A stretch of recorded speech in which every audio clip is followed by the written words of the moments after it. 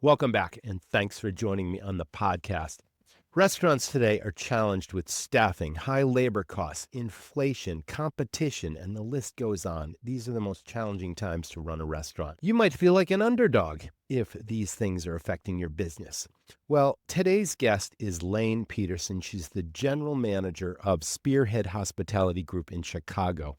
And this company is known as Hospitality Underdogs. They take on projects that other leading restaurant operators will shy away from. And Laine has jumped in, and as the GM, she has turned several properties into super successful operations. So we're going to talk about all these challenges. So you're not going to want to miss this episode. If you haven't gone to Restaurant RockStars recently, we have taken our Restaurant Academy system and broken it out into several individual courses. So if you're into leadership and accountability and finding out how to get the most out of your team and inspire them to greatness, there's our leadership course. We have the Menu Profit Accelerator, which will maximize your menu profit. Using this tool, I just showed a 5-pizzeria chain $900,000 in lost potential profit on the table, and all of that is available in the Menu Profit Accelerator. We have the Mug Club course, how to start a mug club, and so many other opportunities. So check that out at restaurantrockstars.com. Now, on with the episode. You're tuned in to the Restaurant RockStars Podcast. Powerful ideas to rock your restaurant. Here's your host, Roger Bodwin.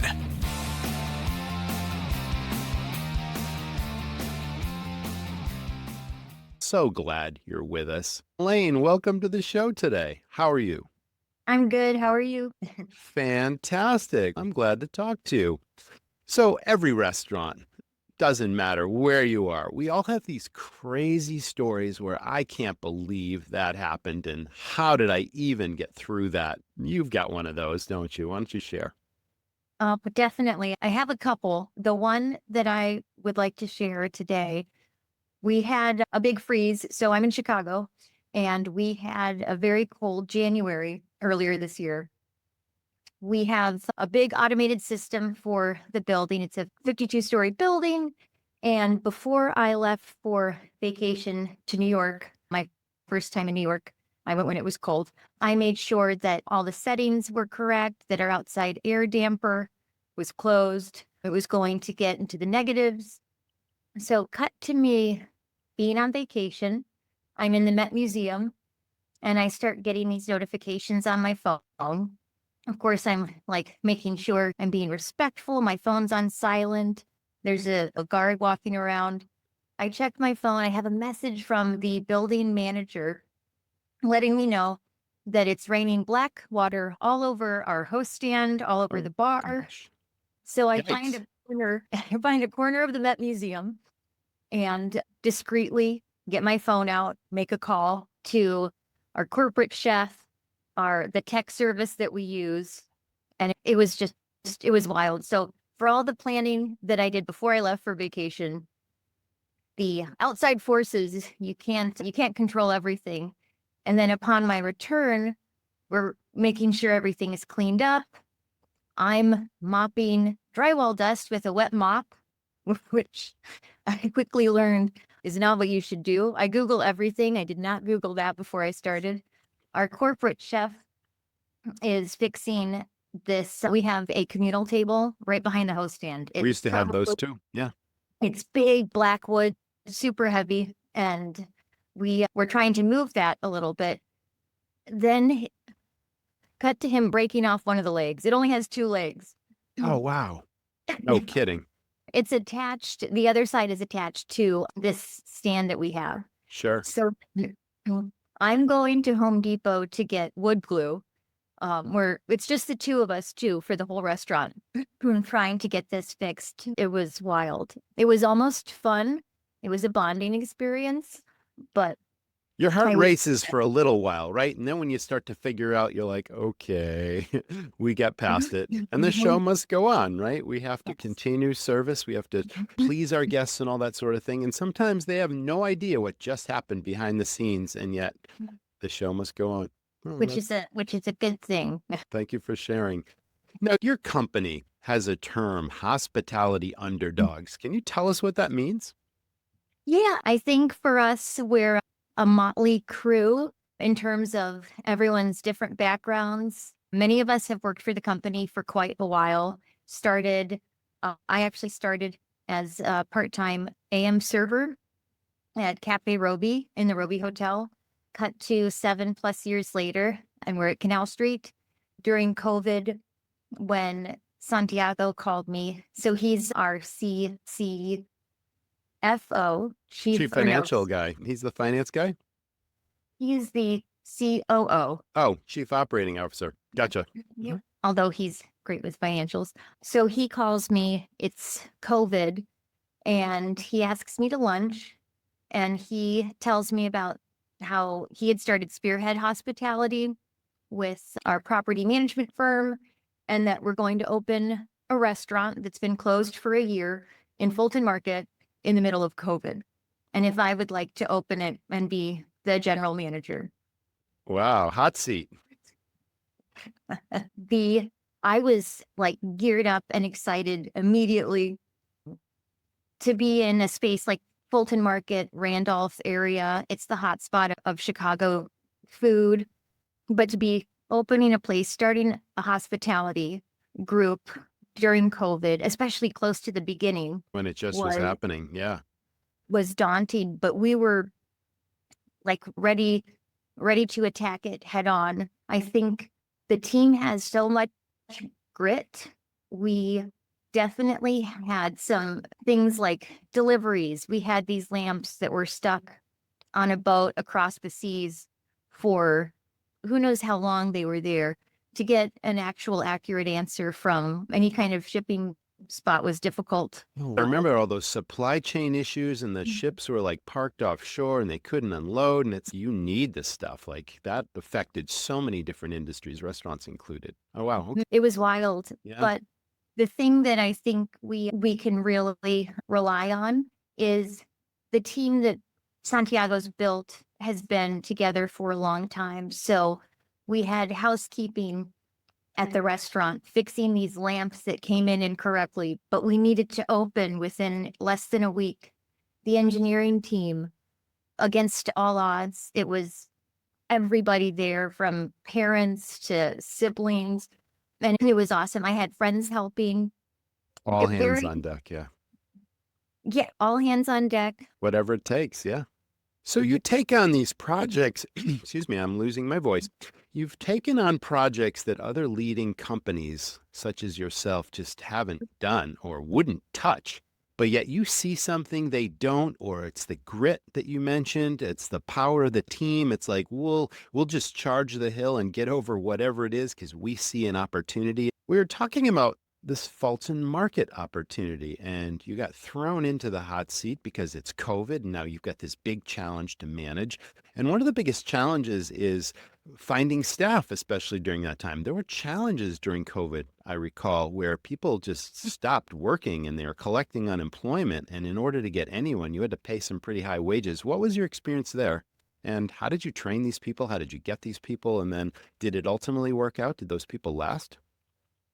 So I guess we'll take it back. Finding these people, we had a decent, probably about 3 months where I was interviewing. Of course, for your best laid plans, everything got kicked or pushed back a little bit, and you need to retain people that you've interviewed, have offered a job to, even if the restaurant isn't going to be open yet. And in order to retain, we needed to pay higher wages. The tipped hourly is how restaurants can succeed.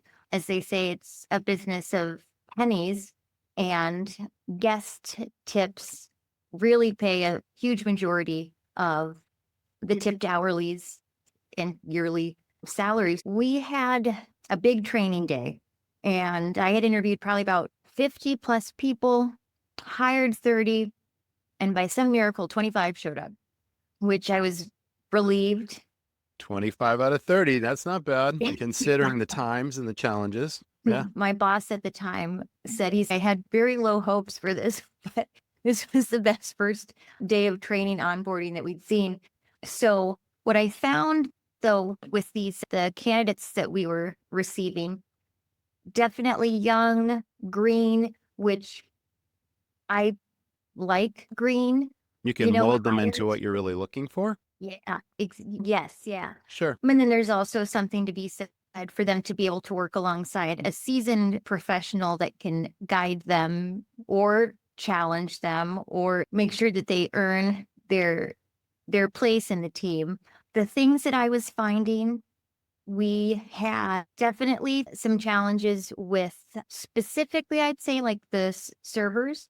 Friends of mine that I'd known that had been in the industry for a long time were finally not working those late nights, not missing. It's not like we were celebrating holidays together during COVID, but their weekends, it was like time to stop, maybe rethink what you just spent how many years doing in the restaurant industry. So one thing that I observed is that part of servers' wages, like we were saying, it's the tips. You can't control what someone is going to tip you. It's completely out of your control, which I think once you settle into that and realize that, it takes something off your back. But what you can control is your work ethic, your integrity, how you treat people, your efficiencies, what you prioritize, how you make people feel, your knowledge of the restaurant, the menu, all of that. Yes, all of those things.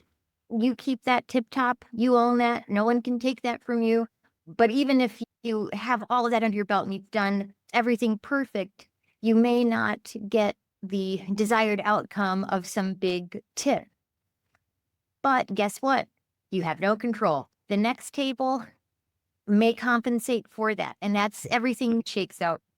Yeah, you're touching on a subject that came up frequently when I owned restaurants. And we used to tell people you take the good with the bad, you deliver your best hospitality. And again, you can't control the outcome, but some people are going to tip you very well. And yes, there are certain people that aren't going to tip, and it isn't necessarily a reflection of your service. But again, it all averages out. But you're touching on an interesting point because, and I'm not talking about your organization, but we all dine out. And sometimes we go to places where service people have a sense of entitlement where they just expect to get a 20+% tip, regardless of the service they deliver. Because, okay, I'm going through the motions. I'm serving a table. I got 5 tables here. Things are crazy. And I might not deliver true hospitality and give great service to every table, but yet I expect the 20%. And that is just the wrong approach and mindset. And it's too bad that does happen in our industry from time to time. And I think that's an educational process or a training process. But I'm glad you brought that up. I think, yeah, it's almost like a level of maturity, and it's a little bit of self growth. I feel like there's a lot it's probably in more than just the restaurant industry, many industries, but yeah, interpersonal relationships and people skills and resigning yourself to knowing what's in your control, what isn't, and how you let those things affect you is really important, and how you walk through life, walk through the dining room, walk through the kitchen. Let's go back to that underdog thing for a minute, because I still think it's a fascinating subject. Now, a lot of our listeners may have challenging locations.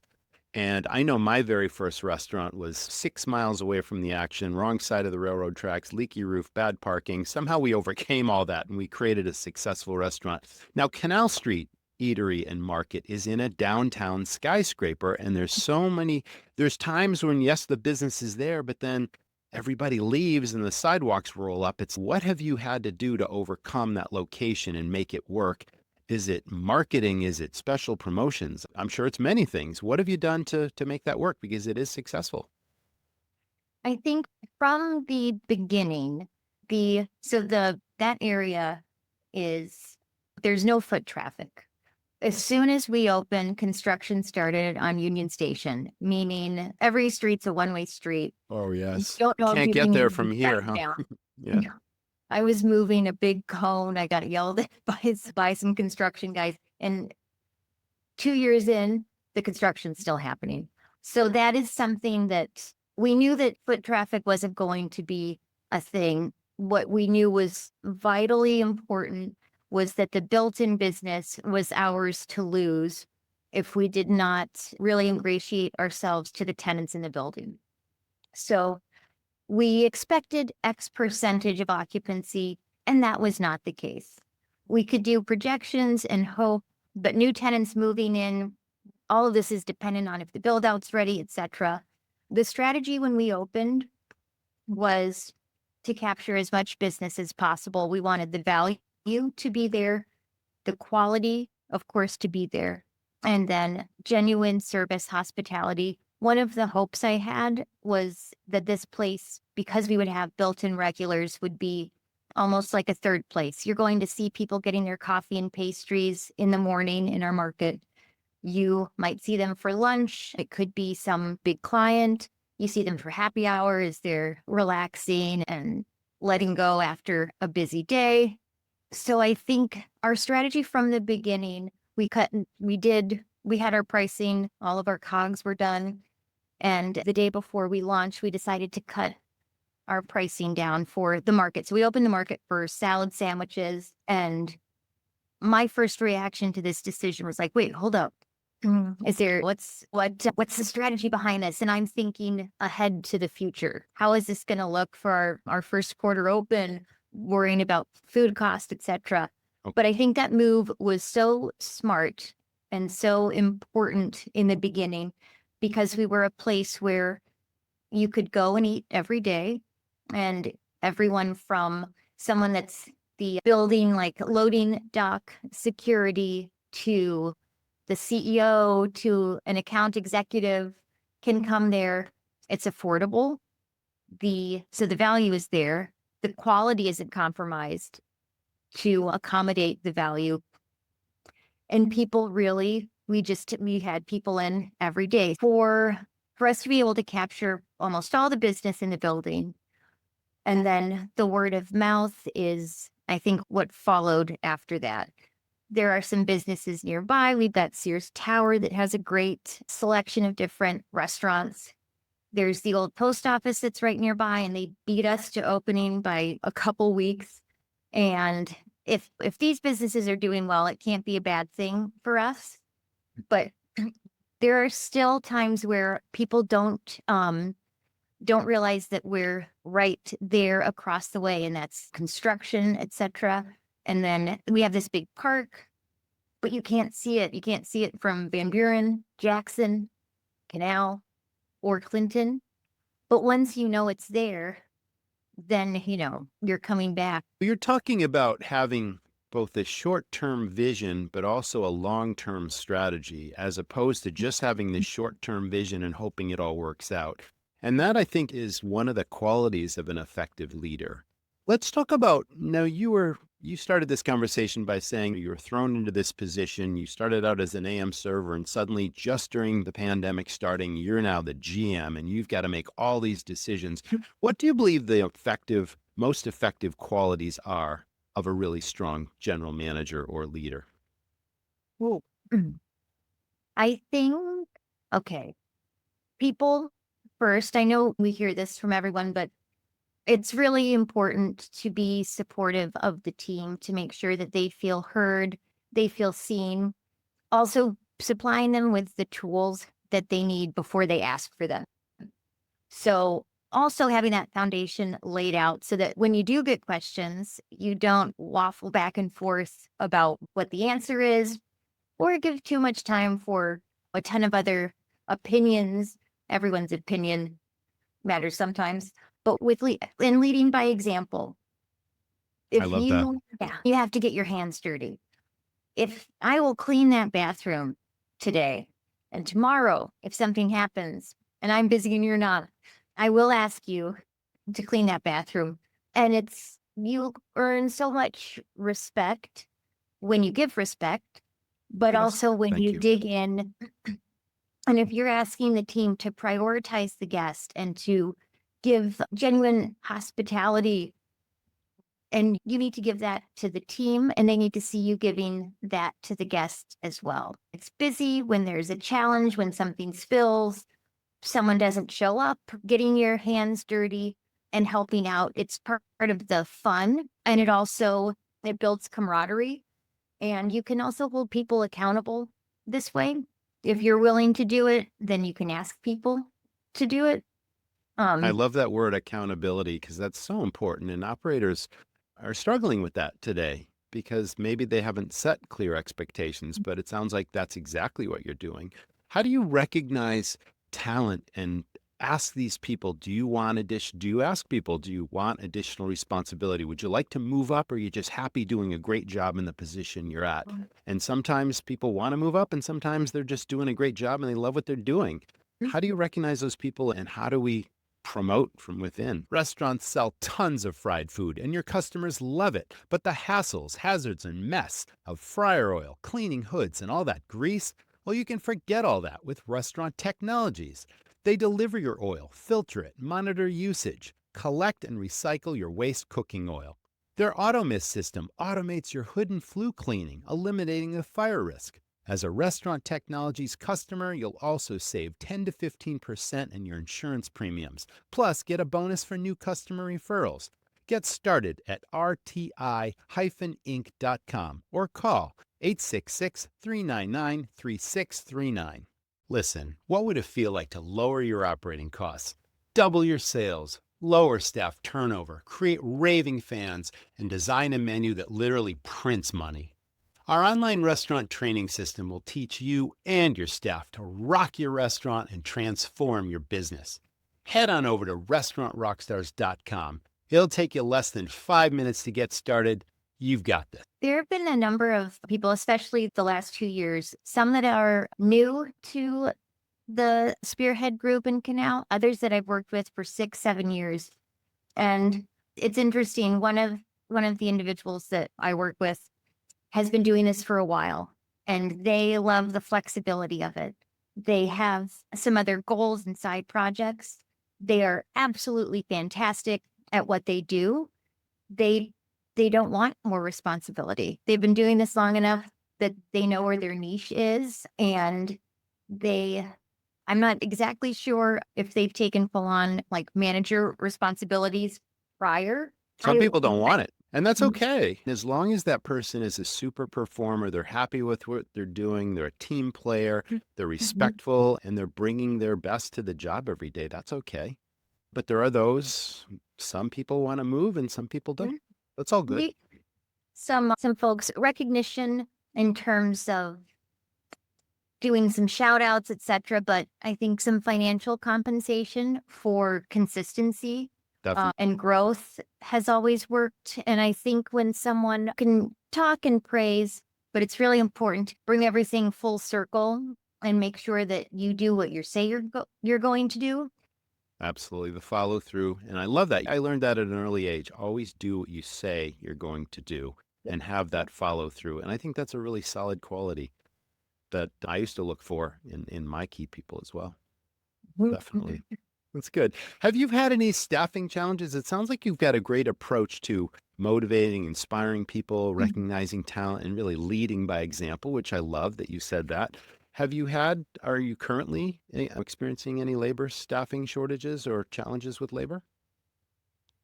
Right now, a little bit. It's such a mixed bag sometimes because you have we're a 5-day operation at Canal, making sure people have full-time hours for their benefits is important. But then if you hire some part-time people who might have other gigs, are we going to be the spot that's their priority? Will they be more comfortable calling off because they won't see us for 4 days, and by that time we'll have forgotten. Right. James gone. I would say as the winter comes, we're slowing down, but holiday parties and events are picking up. We're seeing some challenges right now. We started this promotion on which I know we're going to discuss, but Fridays have consistently been a very slow day for us, which is the complete opposite of any other spot I've worked. Because people just get out of work and I'm out of here. Is that it? And they go back to their suburban lives or whatever it is, or wherever they happen to live? Or they stay there and they don't come in on Fridays. I see. Gotcha. Yeah. Oh, yeah. And the remote work thing has probably affected you as well. Oh, big time. I mean, I've heard of just a few businesses recently that are asking the staff to come in on Fridays. And it's not every Friday, but it's a couple Fridays a month. But it's definitely I would say the occupancy gets cut by almost 60, 70% on Fridays. Yeah. So you've had to come up with something special to drive that business and to get people in the door. Yeah. What are some of those things? So we wanted to do something aggressive. We were discussing it for quite a while, and we launched Italiano Fridays. I like And Italian. it's funny. It's one of those, there's those like phrases that they're catchy, they're almost annoying, and that's why they're so catchy. Italiano Fridays, I think it's the perfect name for it. So it's available from the time we open. We open at 11 a.m. until we close. We're staying open an hour later on Fridays, the late 9 p.m. And it's $15, unlimited salad, pasta, and pizza. Kids under 12 eat free, and free parking. We have a parking garage. That It's certainly very, helps. Oh my oh, goodness, yeah. great. But that sounds like a screaming deal. Like I'd want to go for that. Where can you eat and Oh, get unlimited for $15 and get quality mhm, food like salad, mhm, pizza, pasta? That's yes, that's Italian. mhm. It's an amazing deal, and it took off almost I immediately. can't imagine why it wouldn't. Yeah, that's terrific. Yeah, Um, super. You have to get creative and resourceful. So I'm really glad that you shared. Let's switch gears. You talked earlier about your COO being a super financial guy, but I'm sure as director of operations, you also have to have your finger on the pulse of the financials in any given location, whether it's canal or not. You mentioned earlier food costs.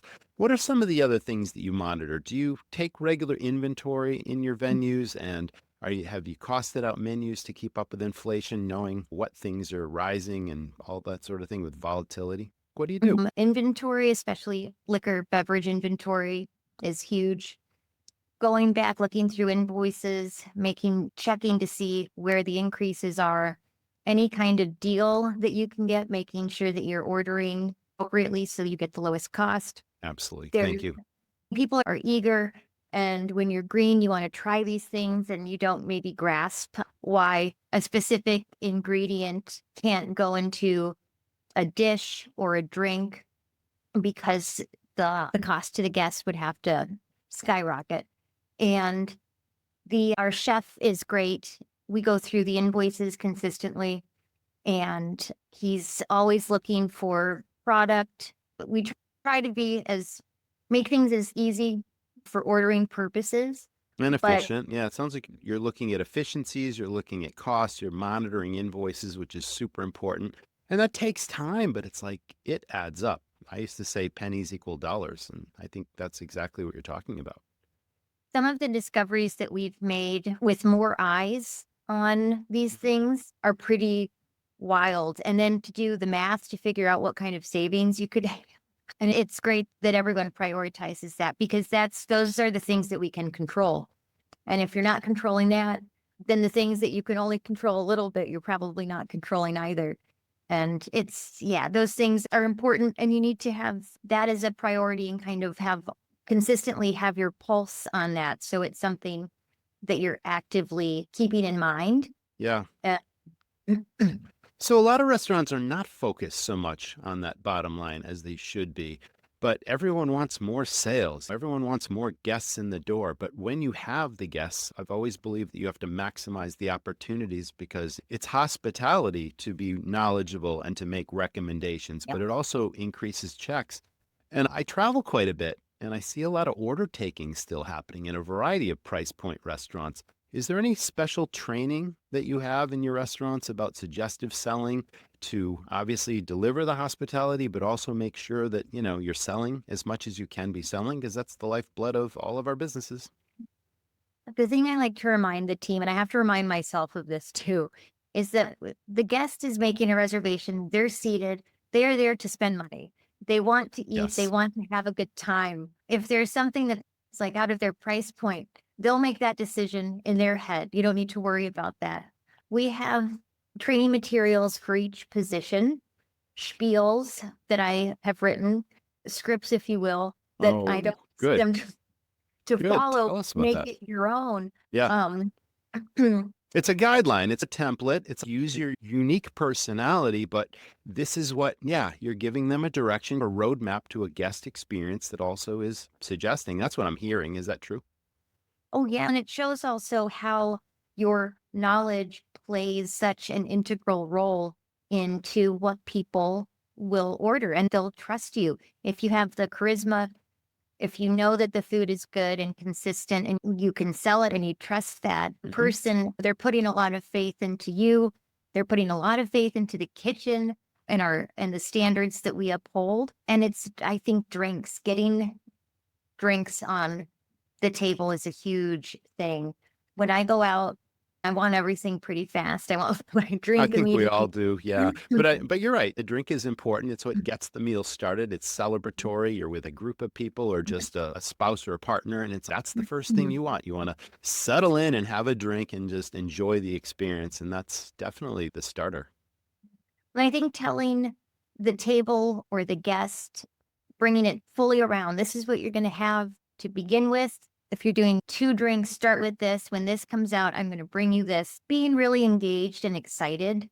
And I think when you have just when the knowledge lives in you and you can pivot and then look for opportunities to go above and beyond, if you will. If someone's deciding between a couple things, bring them a taste or share some anecdotes, personal experiences, and make yourself and the places relatable and make the guest feel as comfortable as possible. I think going out can be maybe intimidating sometimes, or you're asking questions and you think you should know.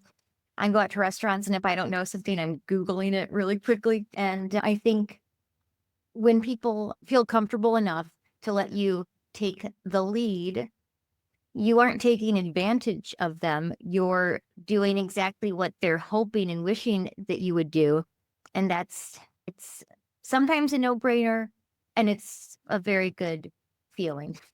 Now you're creating loyal guests. You're giving them reasons to come back. If your people use their unique personalities and deliver these awesome experiences that are memorable, people are going to want to come back and ask for those people by name. I think that's exactly what we're looking for. And that unto itself is a form of marketing. So we've talked about a couple of marketing things. You talked about this great Italiano promotion, which was a great example of driving business at a slower time and how do you get people in the door. That's fantastic. And we talked about just now your people being brand ambassadors for your business. What other things have proven to work in your location or any of the venues really that are part of that rock solid marketing plan that never deviates because it just works? Do you use influencers? You're in a downtown area in some cases. What else has worked for you?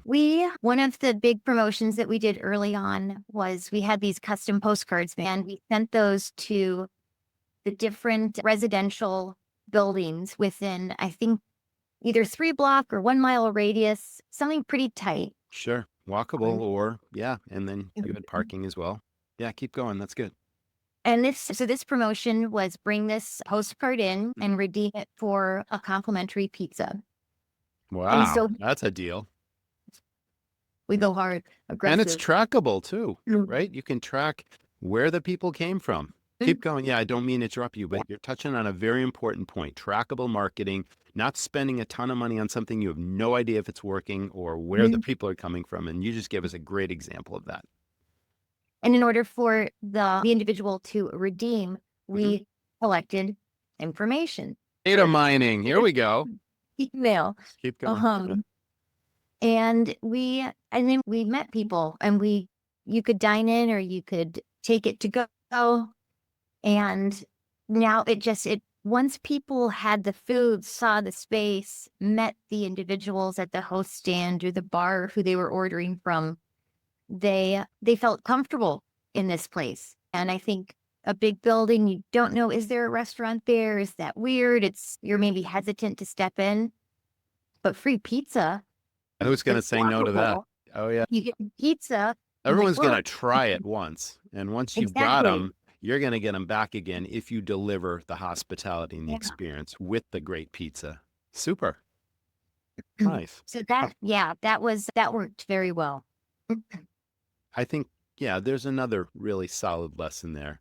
This is terrific. We've covered finances. We've talked about leadership. We've talked about short staffing and what to do, special promotions. We've been all over the place, but you've given us some really great insights from being director of operations and having the big picture, the short-term vision linked with the long-term vision. And you're doing great things for our industry. So thank you so much, Laine, for being with us. Thank you. That was the Restaurant RockStars Podcast. Thank you so much to our audience for tuning in. Thanks to our sponsors of this week's episode. And we can't wait to see you all next time. See you in the next episode. Listen, don't lose birthday business to your competition. People celebrate birthdays 7 days a week. The check averages are high. And when they have fun in your place, they'll come back again. Talk to my buddy Dyson. He's an operator also, just like you and me. But now he runs a done-for-you birthday club. Go to jointhebirthdayclub.com/birthdayrockstar. It's a piece of cake. Thanks for listening to the Restaurant RockStars Podcast. For lots of great resources, head over to restaurantrockstars.com. See you next time.